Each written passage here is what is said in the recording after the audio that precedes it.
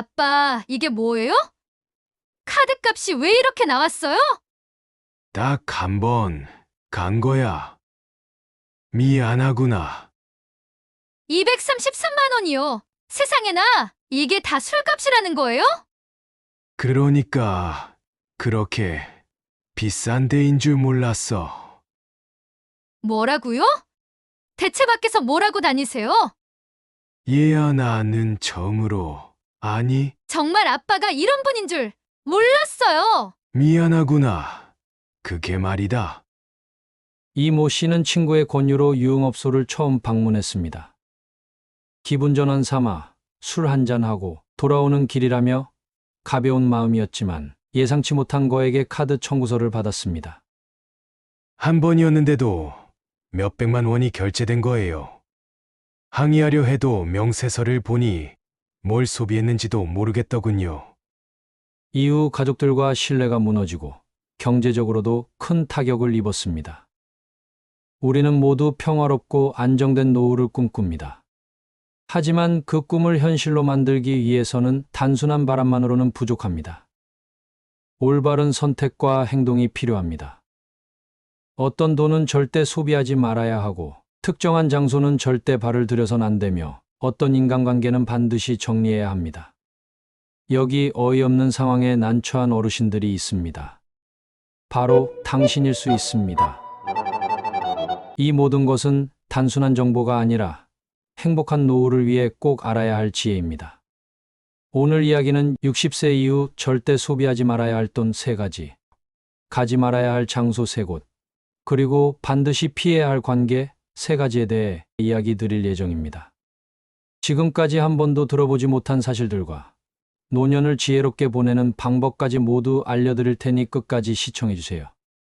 구독과 좋아요, 알림 설정을 꼭 부탁드립니다. 가지 말아야 할 곳, 첫 번째는 그렇습니다. 유흥업소입니다. 68세 강 씨는 유흥업소에서 술을 마신 뒤 몸 상태가 나빠져 병원에 입원해야 했습니다. 친구들과 기분 내려고 갔다가 거기서 마신 술이 불법 조제된 거였는지 건강에 심각한 영향을 줬어요. 돈도 잃고 건강도 잃었죠. 이곳은 도덕적 문제뿐 아니라 건강과 재산 모두를 위협하는 공간입니다. 특히 노후에는 예기치 못한 피해를 입을 가능성이 높습니다. 혹시 지금도 그곳에 가야 할지 고민하고 계신가요? 한 번쯤은 괜찮겠지 하고 찾은 그곳이 여러분의 노후를 위협할 수 있습니다. 60세 이후에는 삶의 안정과 평화를 위해 어떤 장소는 철저히 피해야 합니다. 지금부터 그 위험한 장소들과 실제 사례를 구체적으로 이야기하겠습니다. 두 번째로 도박장입니다. 도박장은 단순한 오락이 아닌 삶의 기반을 흔들 수 있는 위험한 함정입니다. 아버지, 요즘 왜 전화를 안 받으세요? 혹시 또 그쪽에 가신 건 아니죠? 나 이제 절대 도박 안 한다. 아버지, 안 한다는 말만 몇 번째인 줄 아세요? 아버지, 지난번에도 안 한다고 하시고서는 카드 들고 계셨잖아요. 이제 제발 손자 보셔서라도 정신 좀 차리세요. 진짜 안 한다니까. 왜 이렇게 못 믿어? 70세의 박 씨는 은퇴 후 카지노에 발을 들였습니다. 처음에는 친구들과 소일거리 삼아 방문했지만 시간이 갈수록 잃은 돈을 만회하려는 욕심에 빠지게 되었습니다. 처음에는 재미삼아 갔는데 점점 돈을 잃으면서 열심히 벌었던 돈이 물처럼 사라지더군요. 자식들 눈치를 보느라 집도 몰래 담보 잡았어요. 결국 박 씨는 재산을 잃고 가족과의 관계도 크게 틀어졌습니다. 도박장은 돈뿐 아니라 소중한 인간관계와 마음의 평화까지 앗아가는 곳입니다. 또 다른 사례로 65세의 김 씨는 한 동네 사설 도박장을 드나들다 경찰 단속에 적발되어 벌금을 물게 되었습니다. 친구 따라갔다가 들키지 않겠지 싶었어요. 그런데 제가 연루됐다는 걸 알게 된 자식들이 얼마나 실망했는지 말로 다 할 수 없습니다. 도박은 단순한 재미가 아닌 노후의 신뢰와 존엄을 위협하는 선택이 될 수 있습니다.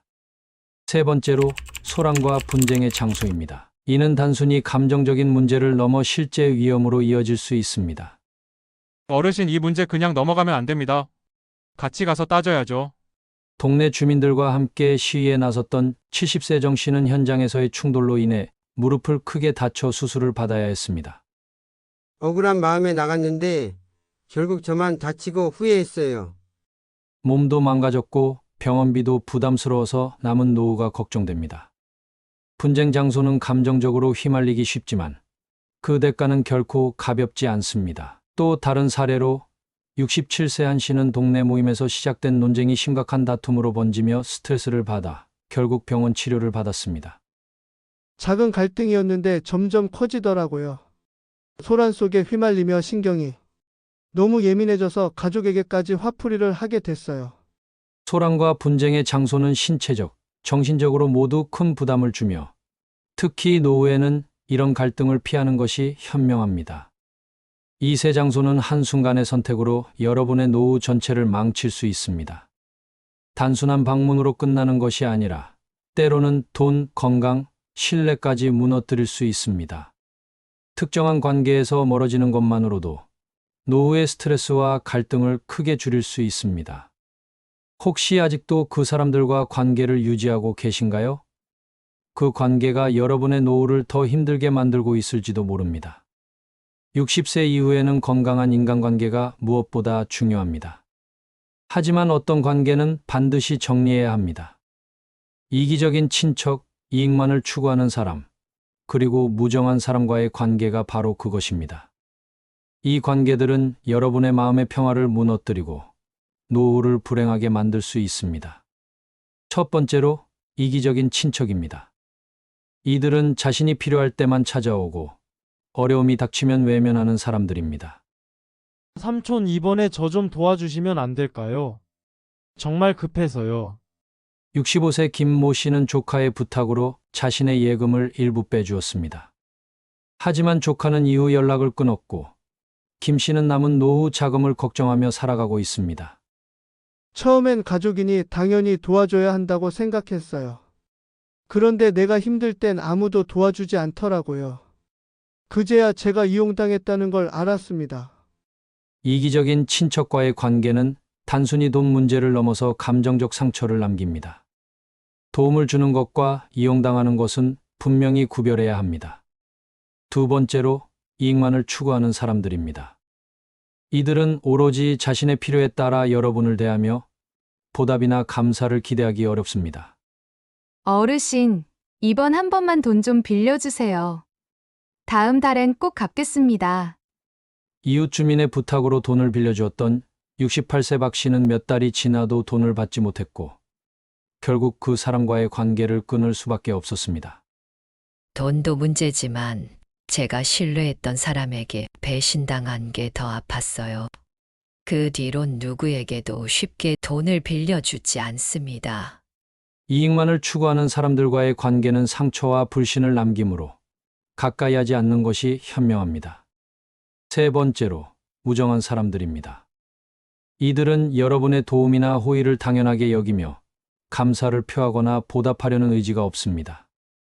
아버님, 저희 요즘 사정이 어려워서요. 이번 달 생활비를 좀 더 지원해 주시면 안 될까요? 70세의 이모 씨는 자녀의 요구에 매달 적지 않은 돈을 보탰지만 정작 자신이 아플 때는 자녀들로부터 아무런 도움을 받지 못했습니다. 내가 힘든 순간에 아무도 도와주지 않는 걸 보고 정말 허탈했어요. 내가 이들을 너무 믿었던 건 아닐까 싶더군요. 무정한 사람들과의 관계는 여러분의 자원을 소모하고 정서적으로 고립되게 만듭니다. 이 세 가지 관계는 노후의 평화를 깨트리는 주요 요인입니다.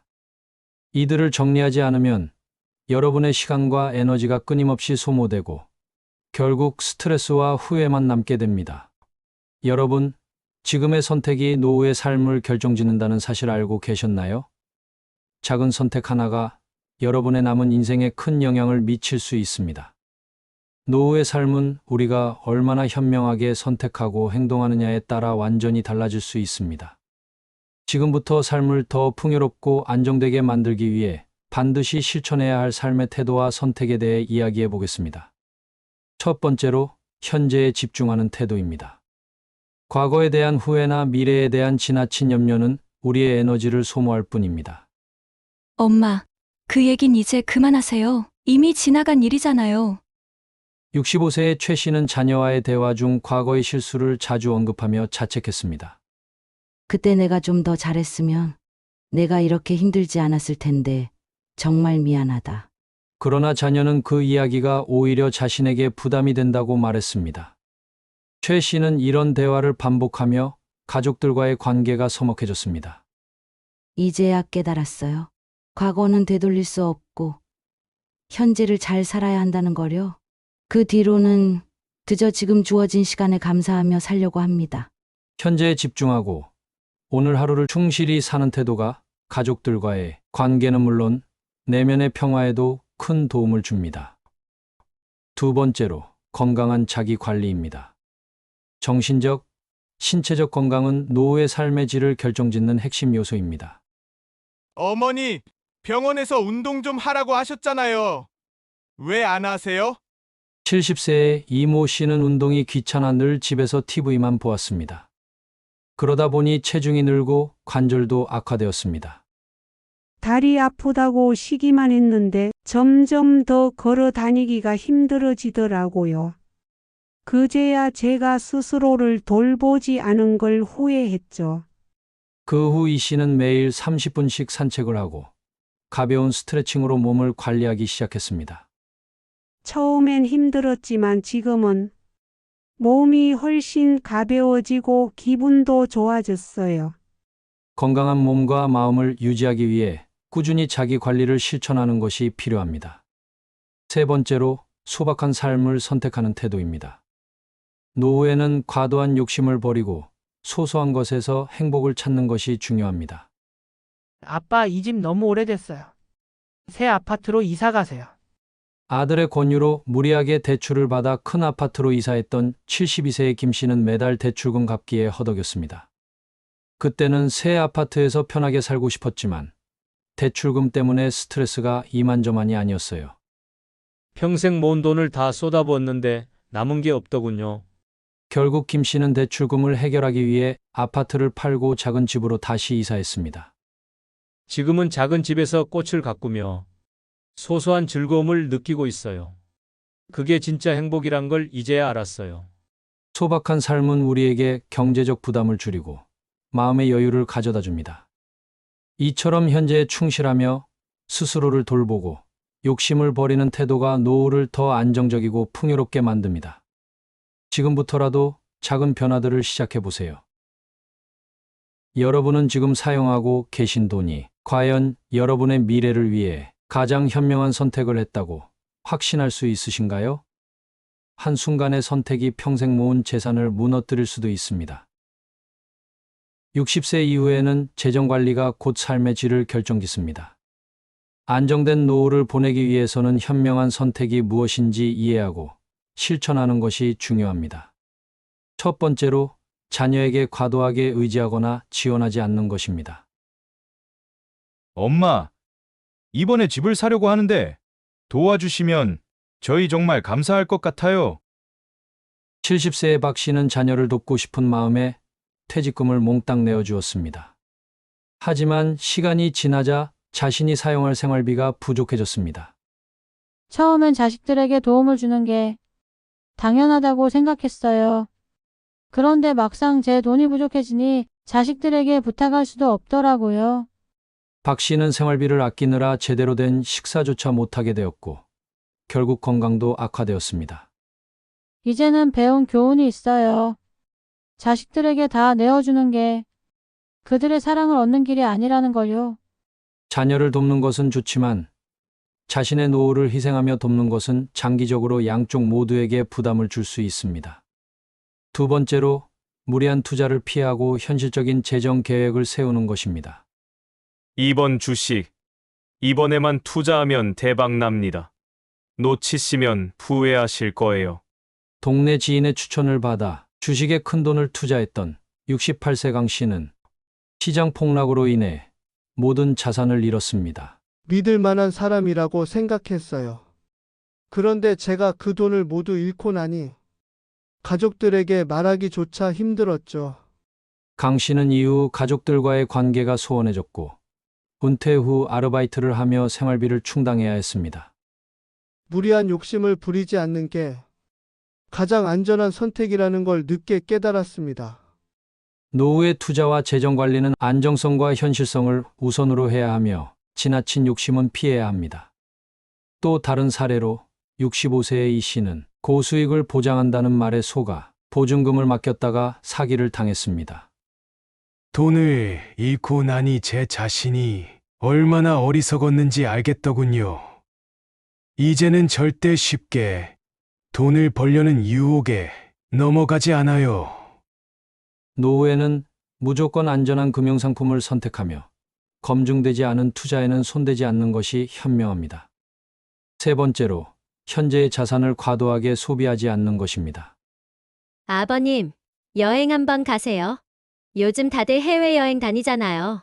72세의 최 씨는 자녀의 권유로 퇴직금을 사용해 해외여행을 떠났습니다.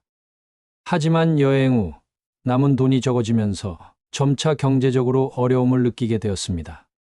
처음엔 여행이 즐거웠지만 집에 돌아오니 남은 돈이 없다는 사실이 저를 괴롭게 했어요. 내가 잘못된 결정을 했다는 걸 느꼈죠. 현재의 즐거움을 위해 과도하게 소비하는 것은 노후의 안정성을 해칠 수 있습니다. 67세 김 씨는 주변 친구들을 따라 고급 식당과 취미 생활에 많은 돈을 썼습니다. 처음엔 저도 여유를 누리고 싶었어요. 그런데 돈을 쓰고 나니 불안감이 커지더라고요. 이 돈이 언제 바닥날지 모르니까요. 김 씨는 이후 소비를 줄이고 자신의 생활 수준에 맞는 계획을 세우며 다시 안정감을 찾았습니다. 노후의 재정 관리는 현재의 만족과 미래의 안정 사이에서 균형을 맞추는 것이 핵심입니다. 자녀와의 관계, 투자 선택, 그리고 소비 습관 모두 신중하게 계획하고 관리해야 합니다. 그 돈 쓰기 전에 한 번 더 생각해 보셨나요? 지금 그 돈이 나중에 큰 짐이 될 수도 있습니다. 많은 사람들이 은퇴 후 노후를 준비했다는 안도감에 소비를 쉽게 생각합니다. 하지만 60세 이후에는 어떤 돈은 절대 소비하지 말아야 합니다. 그 돈은 바로 부정한 돈, 남의 돈, 그리고 미래의 돈입니다. 이것들은 단순히 경제적인 문제가 아니라 삶 전체에 부정적인 영향을 미치는 선택이 될 수 있습니다. 먼저 부정한 돈입니다. 이는 불법적이거나 부당한 방법으로 얻은 돈을 말합니다. 자칫 손쉬워 보이는 이런 돈은 여러분의 평생 쌓아온 명예와 관계를 무너뜨릴 위험을 안고 있습니다. 김 씨, 그 땅만 팔면 우리 한몫 크게 챙길 수 있어요. 어차피 아무도 모르니까. 친구의 유혹에 넘어가 부적절한 거래에 손댔던 65세의 이 모 씨는 결국 법적 문제에 휘말려 평생 모은 재산을 날리고 말았습니다. 이 씨는 이렇게 말했습니다. 그땐 아무것도 모르고 돈만 보였어요. 그런데 지금은 가족들에게까지 손가락질 받으며 살고 있습니다. 그 돈이 내게 남긴 건 후회뿐입니다. 부정한 돈은 단순히 법적인 문제를 넘어서 마음의 평화와 가족 간 신뢰까지 무너뜨릴 수 있습니다. 다음으로는 남의 돈입니다.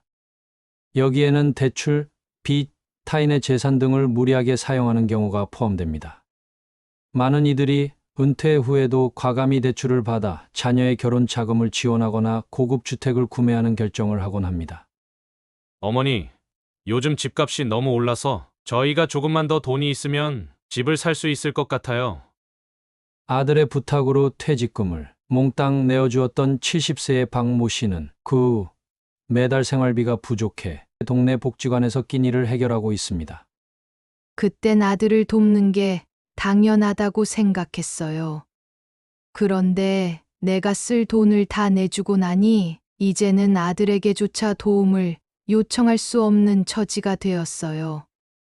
남의 돈을 사용하는 데는 언제나 대가가 따릅니다. 노후에는 절대 갚을 능력이 없는 채무를 지거나 다른 사람의 돈을 빌리는 일을 피해야 합니다. 마지막으로 미래의 돈, 즉 아직 손에 들어오지 않은 돈을 사용하는 것도 지양해야 합니다. 이는 과소비나 투자를 통해 자산을 미래에 기댄 채 현재를 희생하는 경우를 의미합니다. 주식으로만 좀 더 불리면 은퇴 후에도 편안하게 살 수 있겠지. 투자의 모든 자금을 쏟아부었던 68세의 최모 씨는 시장 변동으로 인해 큰 손실을 보았습니다. 그 결과 그는 은퇴 후에도 아르바이트를 전전하며 생계를 이어가야 했습니다. 그땐 그게 투자라고 생각했어요. 지금 보니 도박이었더군요. 가족들에게 미안해서 말도 못하고 있어요. 미래를 위한 투자도 좋지만 과도한 리스크를 감수하며 무리한 투자를 하는 것은 큰 경제적 부담을 초래할 수 있습니다. 이 세 가지 소비는 한순간의 선택으로 노후 전체를 위협할 수 있습니다.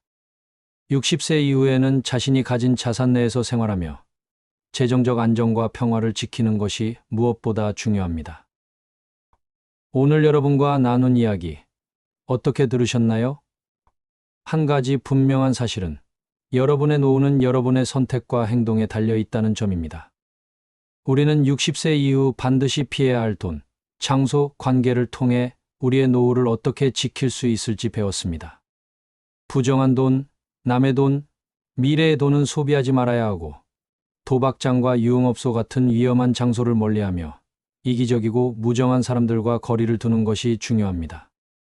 또 현재에 충실하며 건강한 자기관리와 소박한 삶을 선택하는 태도가 우리의 행복을 보장해 줄 것입니다. 한 번 더 강조하고 싶습니다. 노후의 삶은 갑자기 찾아오는 것이 아니라 지금 여러분의 작은 선택들이 쌓여 만들어지는 결과물입니다.